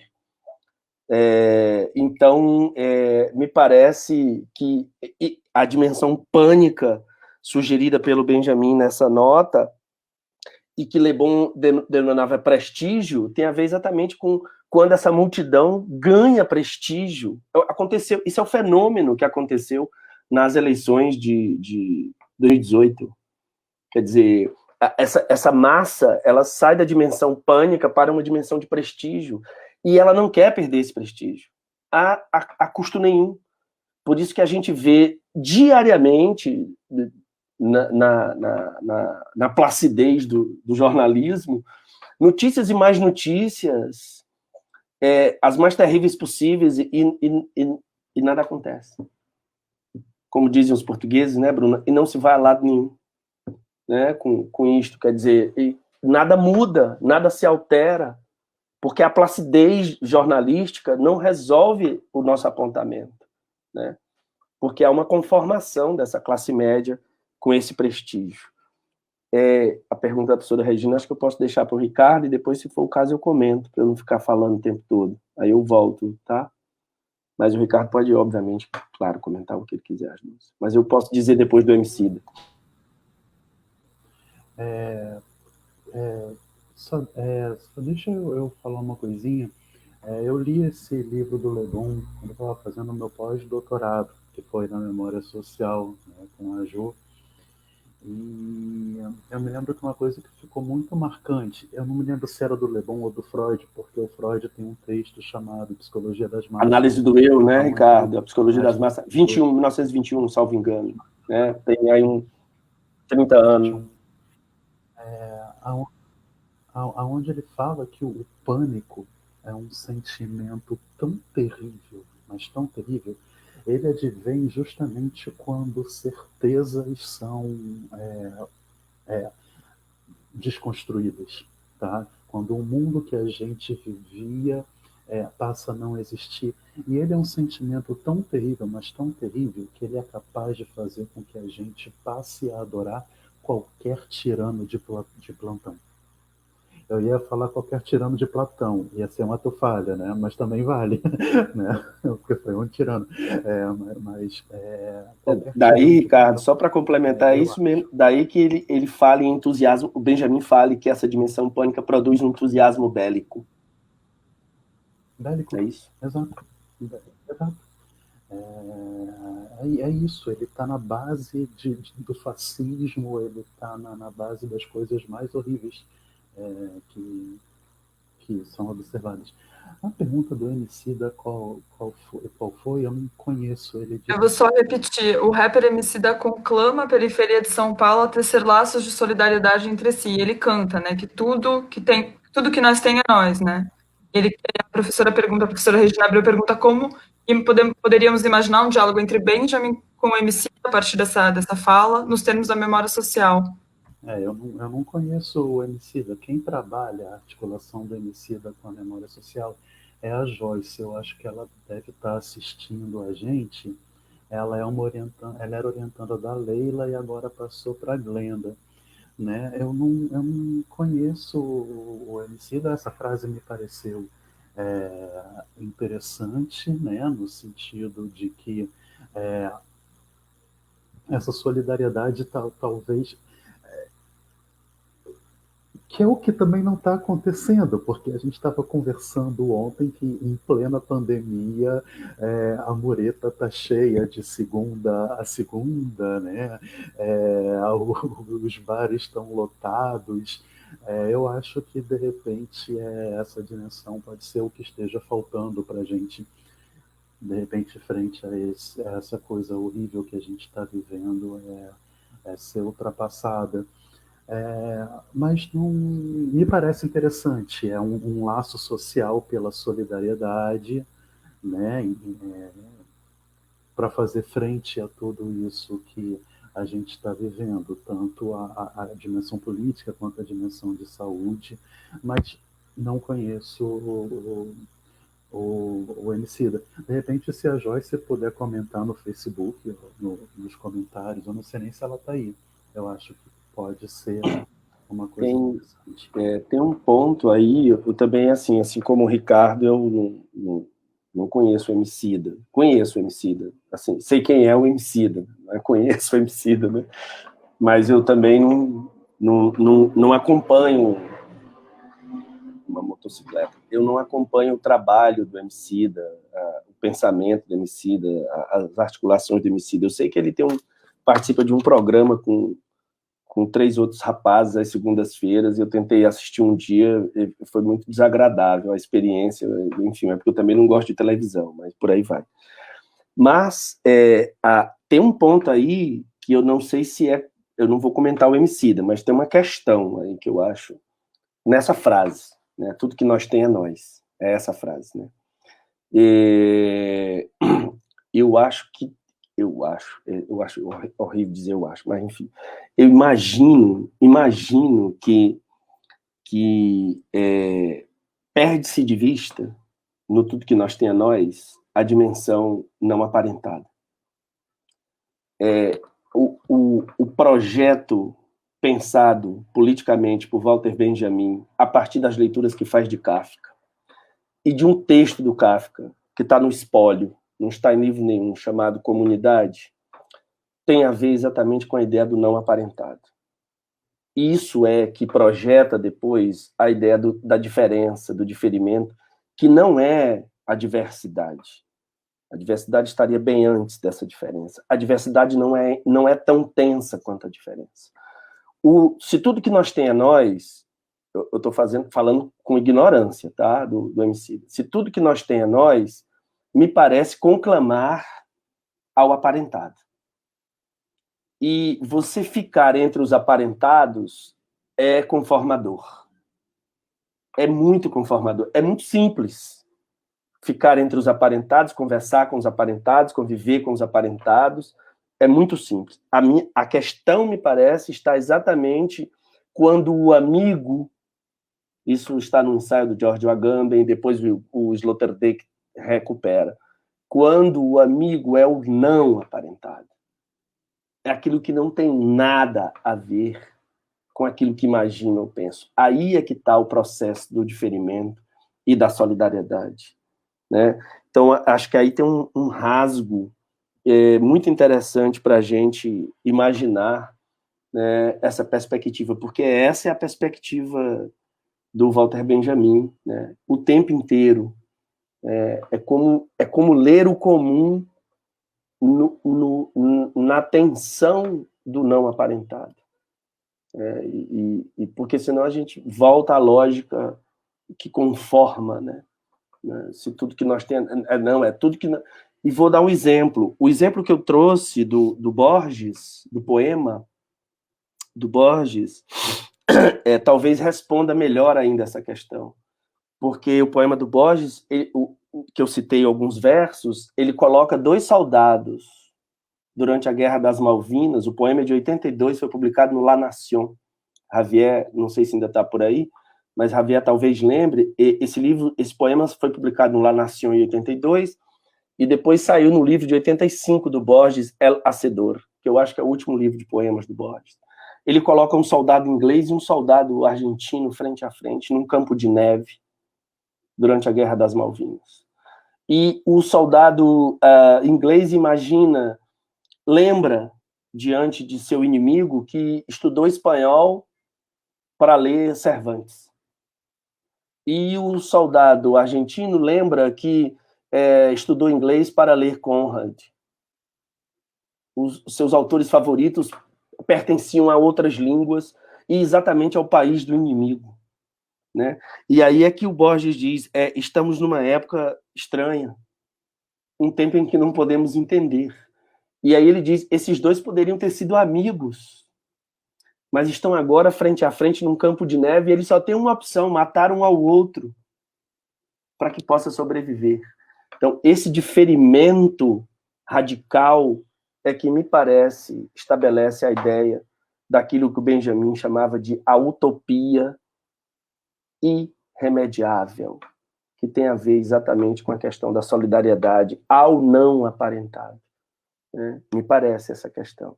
Isso talvez venha num traço de memória que tenha que ser invertido em relação à frase, pelo menos no corte, né, da frase editada do Emicida.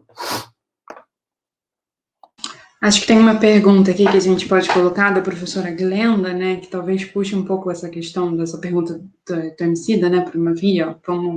Pensando no que vocês apresentaram, como a memória social pode ser uma saída e uma gota de esperança no contexto em que estamos?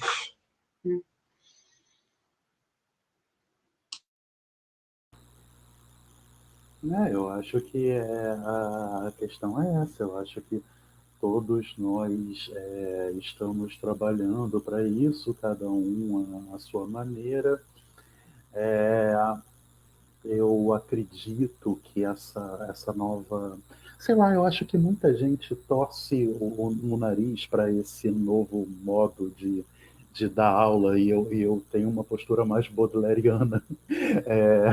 Eu acho que as aulas da memória social podem chegar nos interiores do Brasil dessa forma. Eu acho que alguém que more na região norte, na região centro-oeste, em locais completamente afastados de São Paulo, Rio, Campinas, Porto Alegre e Belo Horizonte, eu acho que podem assistir isso que está sendo feito nessas lives, daí a relevância. Eu acho que podem assistir outros eventos que a gente vier organizar, e eu acho que as coisas podem ir mudando um pouco a partir disso também, né? Eu acho que... Mas, enfim, esse é apenas um modo de responder a essa pergunta. Eu acho que cada um de nós, professores, mestrandos, doutorandos, a gente tem o nosso modo de trabalhar. Essa questão está no horizonte de todos nós. Tá? Esse é apenas um modo de poder responder essa pergunta da Glenda. Eu acho genial, Ricardo, que você projete isso, sabe? Exatamente para que a gente não fique nessa fabulação repetidora de que essa fórmula, que ela é cansativa porque não sabemos ainda direito lidar com as ferramentas. Meu problema aqui, por exemplo, é tecnológico. Eu tenho muita dificuldade de operar com essas salas, essas coisas tudo. Quer dizer, mas isso é incrível. Eu há 2 meses, eu não me lembro o que é que eu fiz para a PUC de São Paulo, e uma pessoa que estava me assistindo era do acampamento sem terra no interior de Goiânia. E a moça fez perguntas encantadoras, ela fazia mestrado na Universidade Federal de Goiás. Você percebe? E ela é do assentamento. E ela disse, professor, preciso... Trocamos e-mail, ela pediu e-mail, quer dizer, para fazer umas perguntas, uma bibliografia. Quando é que eu teria essa oportunidade de ouvir essa escuta ou de essa moça poder também ter esse debate nessa singularidade comigo, né? Então, quer dizer, eu acho isso interessantíssimo, que a gente possa pensar. O outro ponto, só concentrando no Benjamin, até recuperando uma fala do Ricardo lá no começo, quando ele disse do interesse do Benjamin, praticamente, o Ricardo não usou essa expressão, mas a ideia é essa, praticamente renascentista, que é o interesse por tudo, né, por tanta coisa. Então, quer dizer, eu não entendo o pensamento, a pesquisa, o estudo, que para mim são três coisas diferentes, né, o pensamento, o estudo e a pesquisa são três coisas diferentes, sem a tensão entre coisas absolutamente díspares. Então, esse caráter do interdisciplinar, por mais militar que o termo seja, ele é incrível. Não sei se é porque a minha formação é assim, né? Eu fiz filosofia e metade do curso de letras, fiz mestrado em literatura brasileira, doutorado em teoria literária, sempre me interessei por política, por sociologia, por antropologia, por arte. Eu de uns 10 anos para cá, eu sou fascinado por matemática, física, é só isso que leio. É sério. Então, quer dizer, esse tipo de formulação é que eu acho que ele é interessantíssimo, que ele areja o pensamento. Tenho muita dificuldade com aquele especialista no ovo azul da galinha amarela da África, do noroeste africano. E o cara só sabe falar disso. Eu tenho muita dificuldade com esse tipo de... Então, esse pensamento renascentista do Benjamin, né, como a Bruna disse, que vai do brinquedo a sei lá, né, a astrologia, é incrível.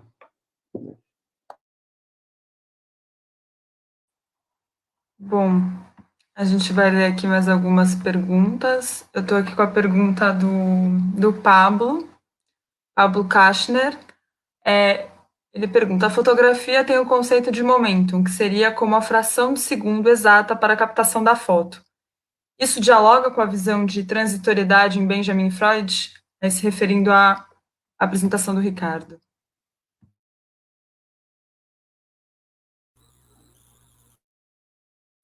Você vai fazer a da Bruna também ou eu respondo a do Pablo? Eu acho que elas conversam. Então, a Bruna Cani pergunta: é possível haver repetição de algum traço do que é efêmero? Acho que são perguntas que conversam. O Pablo me falou que está assistindo a gente lá do meio do mato, né? Ele está viajando, ele está assistindo a live. É um mestrando super querido, tá? Pablo é jornalista e eu acredito que a resposta seja afirmativa, tá? Acredito não, eu acho que é... Eu acredito não, eu acho, né? Mesma coisa. É afirmativa. Eu não entendo muito de fotografia, mas a proposta é justamente a gente apertar um botão para eternizar aquele momento. Lembrando que a fotografia já foi vista como uma coisa muito moderna, e muita gente que gostava de pintura torceu o nariz para fotografia, né? Então eu acho que tem tudo a ver com o que a gente está tratando. É um simples clique que pode eternizar todo um momento, né? Eu acho que isso que é interessante a gente trazer. E para ser breve, por conta do tempo, Bruna, eu acho, a pergunta da Bruna é se há repetição no efêmero. Eu acho, Bruna, que a partir de tudo que a gente tem tratado, talvez seja não a resposta, tá? Porque justamente isso que é efêmero, ele é tão efêmero que ele não promove uma repetição, ele promove uma diferença a partir da ocorrência dele. Aquilo que permanece talvez seja mais plausível de gerar uma repetição do que aquilo que é efêmero. Eu acho, isso é Freud, isso é Benjamin, é justamente por ser efêmero que promove uma elaboração. E se é elaboração, já não é a repetição. De repente, aquilo que é muito traumático promove uma repetição. Aquilo que é muito explicadinho, aquilo que dura, promove uma repetição. Mas aquilo que é efêmero, de repente, traz para a gente a possibilidade da gente fazer diferente a partir daquilo que a gente se encontrou. Manuel? Eu lembrei só, acho que de uma observação que talvez você conheça melhor do que eu até, e você me corrige, que é do Lacan, ao dizer que repetir também nunca é a mesma coisa, né? Repetir nunca é produzir uma mesma coisa, né? Então, se entendemos a repetição, Bruna, né, o nome dela, se entendemos a repetição como aquilo que também oscila, como uma ambivalência, né? Não como um paradoxo. A repetição não como um paradoxo, mas como uma ambivalência, aí não é que o efêmero se repita, mas ele comparece como uma diferença, né? Eu vou só dar um exemplo, assim, bom, são 2 textos de literatura, mas o poema do Baudelaire, que o Ricardo trouxe, a en passant, o Kafka reescreve esse poema numa pequena narrativa chamada A Recusa, em que um cara passa por uma mulher e ele imagina o que ele poderia dizer a ela, é o primeiro parágrafo do relato. Depois ele imagina o que ela diria a ele se ouvisse o que ele diria a ela, né? É o segundo parágrafo do relato, cada parágrafo tem mais ou menos 6, 7 linhas. E, por fim, em 2 linhas diz, bom, desse modo é melhor que a gente fique assim mesmo e que cada um vá para casa sozinho. Quer dizer, ele imagina tudo por toda a imagem, né? Por toda a cena, por todo o acontecimento. Então, quer dizer, e isso não é um efêmero que volta, mas é um efêmero que aparece como um diferimento, né? Quer dizer, esse efêmero volta sempre como um diferimento, né? Num exemplo mais ordinário, é alguém que você não gosta hoje, que daqui a 10 anos você diz, mas esqueci, nem era tão má pessoa assim. Então, quer dizer, há um descolamento, né, me parece, né? Então, esse real que não cessa de acontecer, né? Já que é o Lacan, então é isso, né? Diga, Ricardo. Quando a gente encontra uma ex-paixão na rua e fala, nossa, isso foi por isso que eu me apaixonei, né? Não é nem que eu me apaixonei, foi por isso que sofri. Eu sofri. Também. Bom, gostaria de agradecer muito a fala de vocês, também a fala da Bruna. Tive a honra de estar aqui com o meu orientador, né? Eu não falei isso, que o Ricardo era meu orientador. E queria pedir nesse momento para vocês se despedirem, né? Brevemente, a gente está aí com o tempo um pouco apertado, então para vocês se despedirem para a gente poder finalizar, tá bom? Quem gostaria de começar? É a gente que tem que se... A Bruna também... Deixa eu só, então, me despedir também. Queria agradecer ao professor Ricardo, ao professor Manuel pelas falas, também a Marina pelas perguntas e pela intervenção. Foi ótimo ouvi-los. Muito obrigada. Obrigada a todos e todas também pelas participações e comentários, foram ótimos aqui. Eu também quero... É isso, eu vou repetir com diferimento. Assim, agradeço imensamente desde o começo a Glenda, depois a professora Maria Amália, a professora Regina, a todos os colegas e a todo mundo que está aí vendo a gente, a Marina, que eu não conhecia, e muito prazer, né, Marina?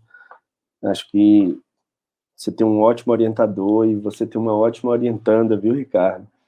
E agradecer imensamente a Bruna, que virou uma amiga, né? A Bruna hoje é uma amiga, uma pessoa muito próxima, e que eu tenho uma admiração profunda, ela sabe disso, né? Aliás, aqui em casa, porque Júlia também tem uma admiração profunda por Bruno.